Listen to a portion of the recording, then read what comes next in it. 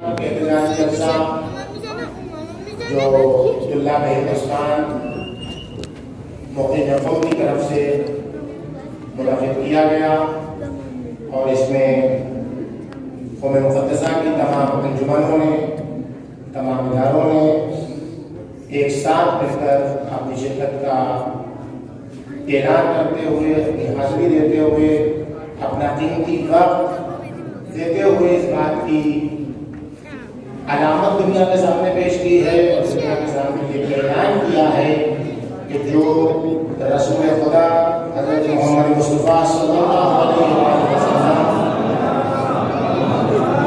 کے خلاف آواز اٹھانے کا، جو پیغمبر اکرم کے خلاف گستاخی کے ایک کلمے کو بھی اپنی زبان پر جاری کرے گا، آنے والا وقت اس کی زبان کاٹ دے گا، آنے والا وقت اس کے شعور کو نصف و نابود کر دے گا، آنے والا وقت اس کی فکر کو خاکستر کر دے گا، آنے والا وقت اس کی زندگی میں اسے جلا دے گا۔ اور یہ تو حقیقت ہے، اس بات سے کسی کو انکار ہے ہی نہیں کہ جس نے رسول خدا صلی اللہ علیہ وآلہ وسلم کے خلاف زبان کھولی اور جس نے بھی رسول اللہ کے خلاف زبان کھول کے ان کے ذہن پر شک کیا ہے، اس کا انجام جلنا ہے۔ اور اللہ کا شکر ہے کہ ایسے لوگوں کی تعداد میں اضافہ ہو گیا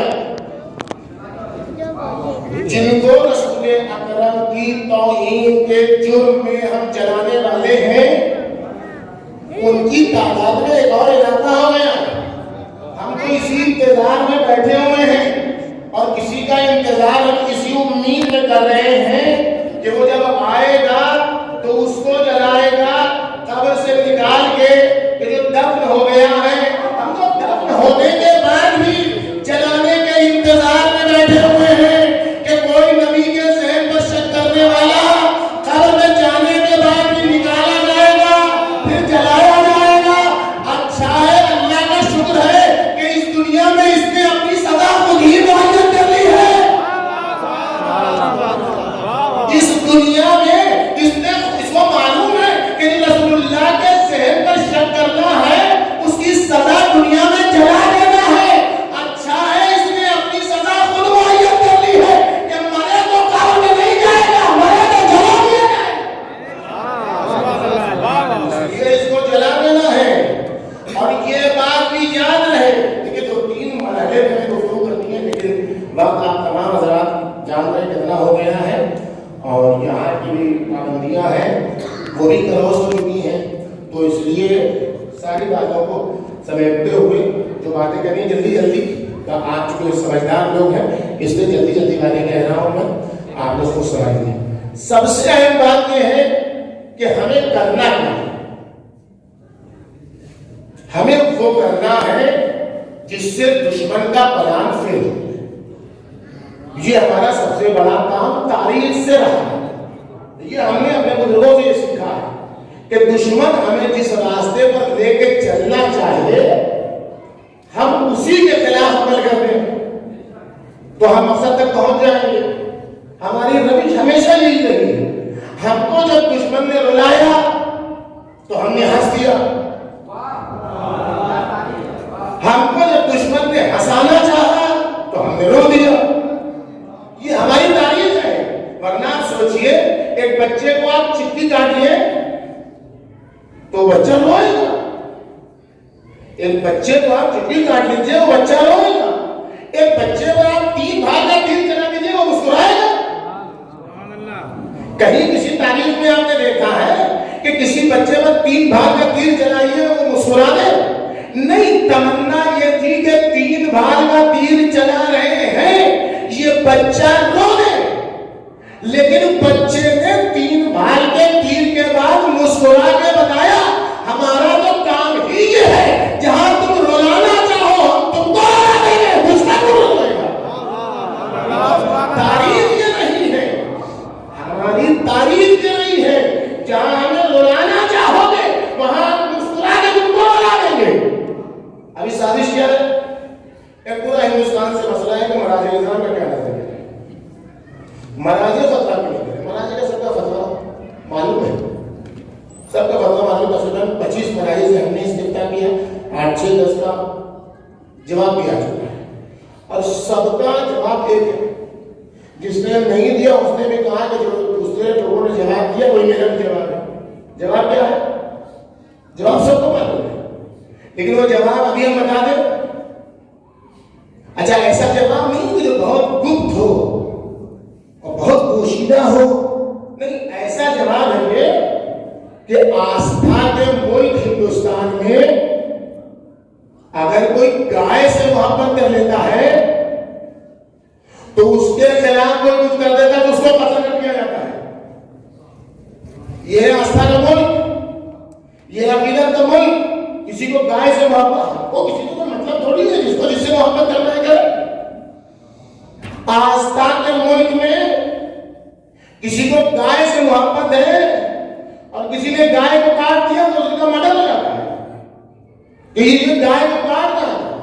اور کبھی کبھی اپنی دشمنی نکالنے کے لیے کیا جاتا ہے، جیسے تھیتکی میں ہوا ابھی واقعہ، تھیتکی میں ایک آدمی کا مرڈر کر دیا گیا، کوئی اس کو جب کچھ نہیں ملا تو پولیس نے آ کے کیا کہا، یہ گائے کو کاٹ رہا تھا اس نے اس کو شوٹ کر دیا۔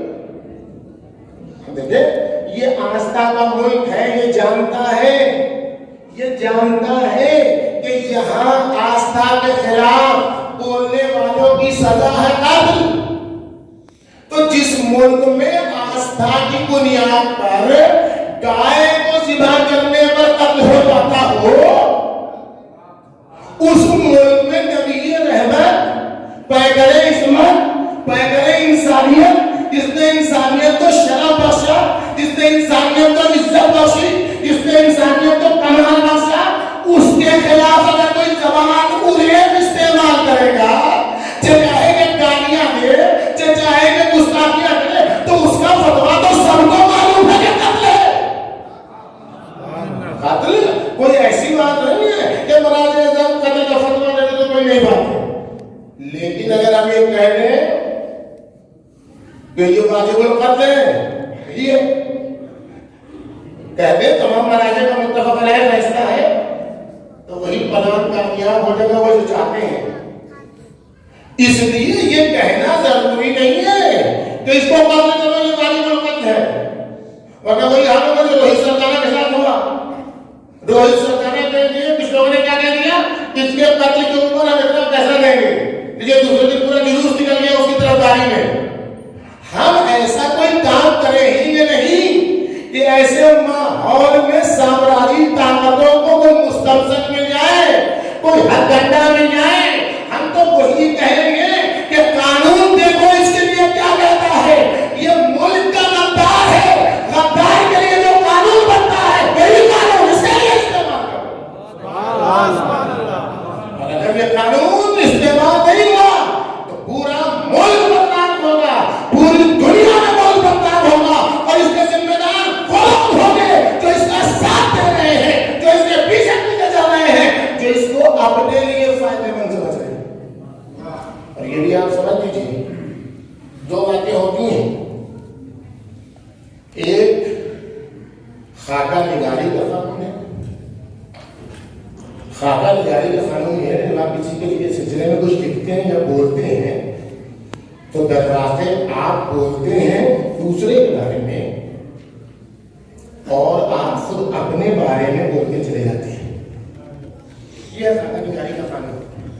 آپ کسی کی شخصیت نگاری کیجیے، اس کے سلسلے میں آپ نے بولی تو جو پڑھا لکھا ہوگا وہ سمجھ جائے گا کہ آپ کی شخصیت کیسی ہے، آپ کیسے ہیں، کون سے لفظ کس کے لیے استعمال کر رہے ہیں، اس سے پتا چل جاتا ہے کہ کون کیسا ہے۔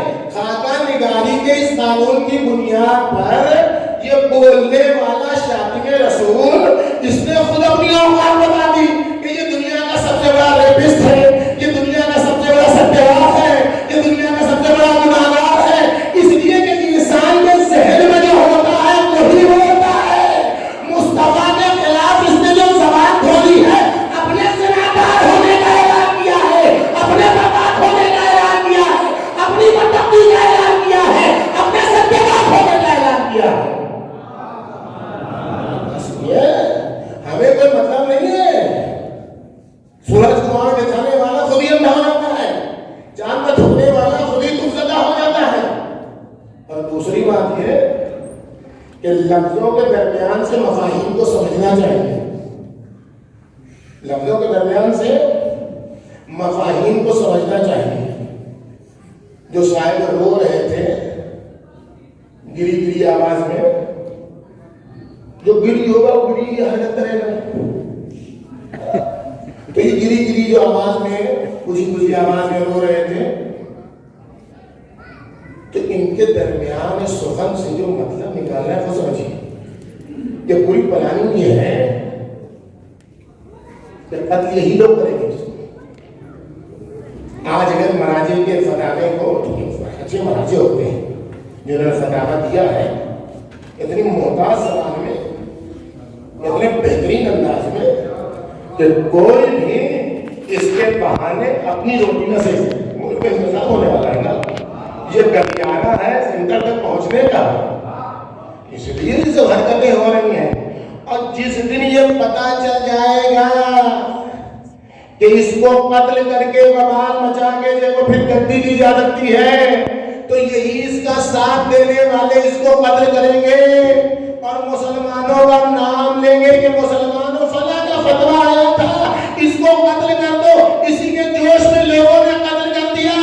قتل کرے اس لیے کہ اس کی آواز بتا رہی تھی کہ جو اسے قتل کرے گا ہم فلاں کر دیں گے، یہ بتا رہا تھا کہ وقت آئے گا تو ہم ہی تم کو قتل کریں گے، اس لیے کہ جو رسول کا نہ ہوا وہ تمہارا کیا ہوگا، جو رسول کا نہ ہوا وہ تمہارا کیا ہوگا۔ تو یہ لوگ خود قتل کر کے یہاں دیکھیے گا اور قتل کر کے اس کی جلا جلائیں گے جو اس کا انجام ہونا ہے۔ تو ہماری جو سب سے بڑی ذمہ داری ہے، ہماری جو سب سے بڑی ذمہ داری ہے کہ مراجع کے فتوے کو ہم اپنے پاس رکھیں، اور ہم کو 10 منٹ کا ٹائم تھا تو 7 منٹ ہوا ہے، تو لوگوں نے 20 منٹ بولا ہے، تو اس لیے مجھے بات تمام کر لینے دیجیے۔ تو کہنے کا مقصد یہ ہے کہ ہماری جو ذمہ داری ہے وہ سب سے اہم ذمہ داری ہے کہ ہم وہ کریں کہ جس سے دشمن ناراض ہو، تب ہم کہیں۔ اگر ہم وہ نہیں کر سکتے تو پھر ہم کچھ بھی، یہ احتجاج ناکام ہو جائے گا اگر ہم نے اپنی پلاننگ نہیں کی۔ اگر ہم نے اپنی پلاننگ نہیں کی تو یہ احتجاج کا ناکام ہو جائے گا۔ اور احتجاج کا کوئی ایک طریقہ جس کو عباس مہدی صاحب نے انجام دیا کہ نامور ہندو حضرات نے پیغمبر اکرم کی شان میں چھوٹے چھوٹے کوٹیشن بنا کے اس کو مسلسل کام کیا۔ اور دوسرا کام جو نامور ہندو شعرا نے ہمیں بابا جی نے دے دیا ہے، تو بتا ہی دیں ہم کہ ہم نے تب پڑھنے کے لیے لائے تھے، دیکھ رہے ہیں یہ ان ہندو شعرا کے کلام ہے جس میں 4 سے 5 ہزار سے آس پاس اشعار ہیں رسول خدا کی شان۔ ان اشعار کو 2 شعر کے شعر کو اتنا عام کریں کہ جس نے پیغمبر اکرم کے خلاف زبان کھولنے والے کا ساتھ دیا ہے اس کے لیے دنیا کو یقین ہو جائے کہ یہ ہندو نہیں ہے، یہ صہیونزم کا رشتہ دار ہے۔ اگر ہندو ہوتا تو کبھی بھی یہ زبان استعمال نہیں کرتا، اگر ہندو ہوتا تو کبھی بھی کسی کے دھرم کے خلاف نہیں بولتا، اگر ہندو ہوتا تو کبھی بھی کسی کے خلاف زبان نہیں کھولتا، اگر ہندو ہوتا تو رسول خدا کو گالی دینے والے کا ساتھ نہیں دیتا۔ یہ جو اس کا ساتھ دے رہے ہیں یہ ہندو نہیں ہے، یہ ہندوؤں کی آستین کے ساتھ ہے، یہ صہیونزم کے طرفدار ہے، یہ سامراج کے طرفدار ہے، یہ فاشزم کے طرفدار ہے۔ اسی لیے جہاں غلطیاں دیکھو مارتا امریکہ مردہ باد، مردہ باد، مردہ باد، مردہ باد، مردہ باد، مردہ باد، مردہ باد، اسرائیل مردہ باد، مردہ باد، مردہ باد۔ سب سے زیادہ اسرائیل کو رسول اللہ سے ڈر لگتا ہے۔ یہ سازشیں جو ملک میں ہو رہی ہیں، یہ غداران وطن جو اس کو ساتھ دے رہے ہیں، دبا کے ان کی پیٹھ پر دھکیاں دینے والا صہیونزم اسرائیل ہے۔ اسی لیے کہا تھا کہ یہ کینسر کا پھوڑا ہے، اس کو نکالنا پڑے گا۔ ہمارے ہندوستان میں اسرائیل داخل ہو چکا ہے، اس لیے جہاں کوئی غلط لفظ استعمال کرے اس کو برا کہنے کے بجائے تو اسرائیل مرد آباد، اسرائیل مرد آباد، امریکہ مرد آباد۔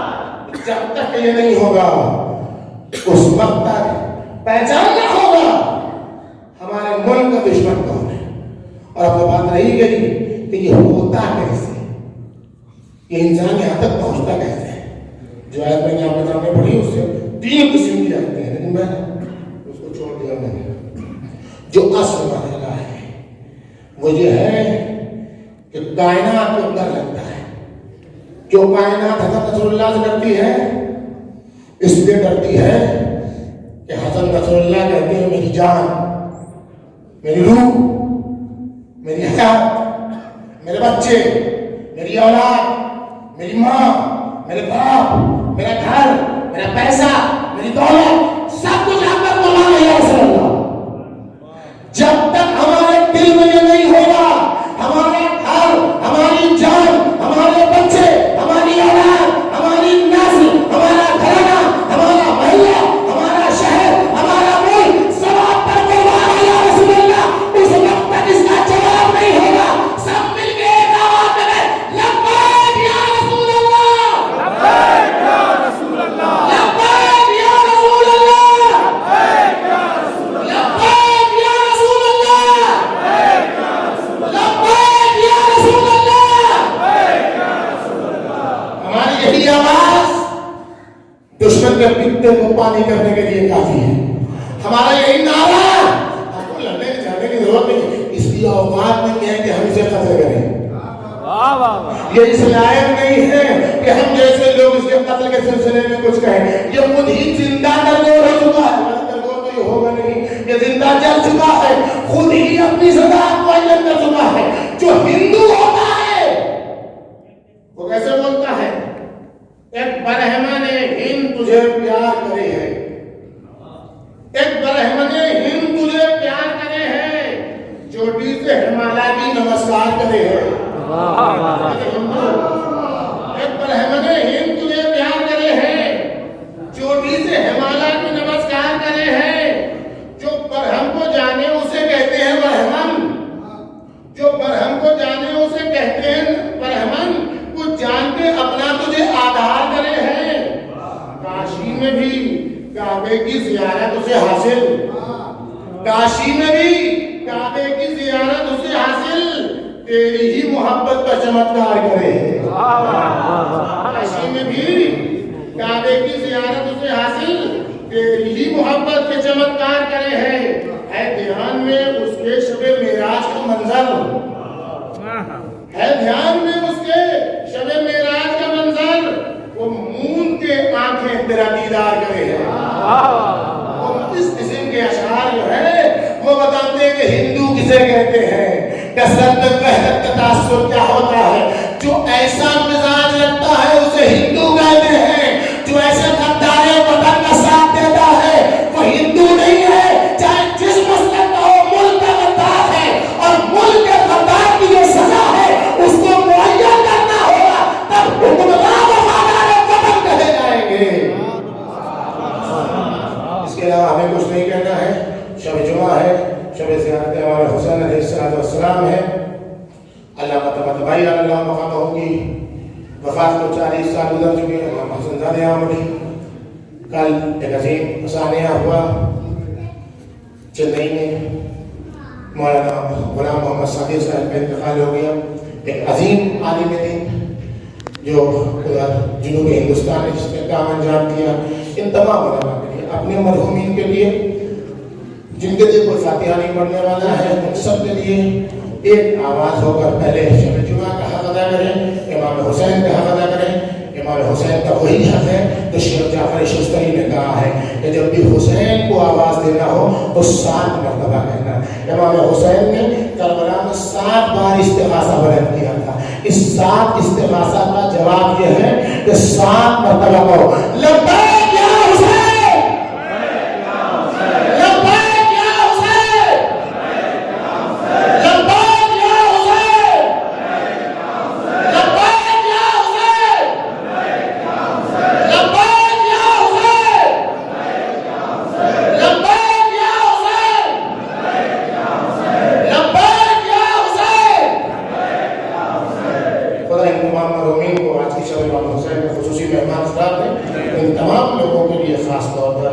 مولانا غلام صادق صاحب کی سال زبان کے لیے اور دیگر علماء کے لیے ایک مرتبہ سورہ آپ 3 مرتبہ سورہ فاتحہ کی